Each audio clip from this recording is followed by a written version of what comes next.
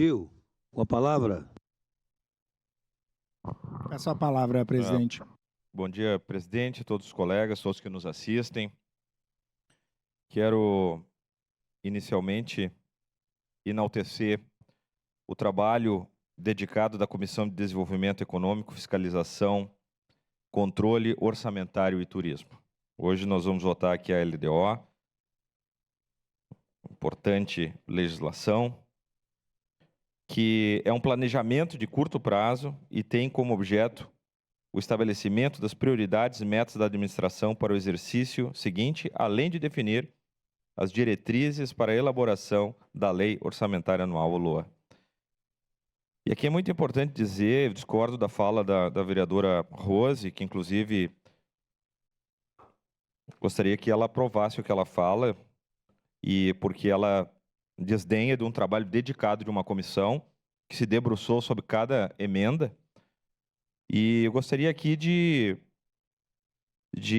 além de enaltecer o trabalho dessa comissão, ler parte do parecer que diz: todas as emendas modificativas apresentadas não podem ser acolhidas, porquanto, inobstante, não instruírem novas ações governamentais, alteram metas físicas de ações existentes com geração ou aumento de despesa, de forma desprovida de indicação, indigitada a origem de recursos, reduções ou anulações que alcancem espaço de diretriz orçamentária para o suporte dos acréscimos pretendidos.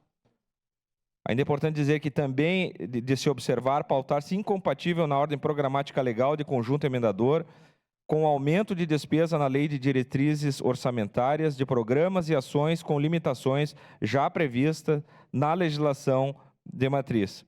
O plano plurianual, com referência à Lei 8664/2021, PPA, exercício 2022 a 2025, onde não legisla e não consta projeção de recursos expansíveis para as ações pautadas. Ainda há nas emendas modificativas anomia de indicação dos recursos necessários, sendo admitidos apenas os provenientes de anulação e ou redução de despesas. Assim, as emendas modificativas apresentadas desatendem aos requisitórios dos artigos 15 e 16 da Lei Federal Complementar 101/2000, diante da ausência de estimativa de impacto orçamentário e de premissas orçamentárias, além da necessária compatibilidade com o plano plurianual. Portanto, um parecer muito bem fundamentado, o qual votaremos e pediremos o voto favorável.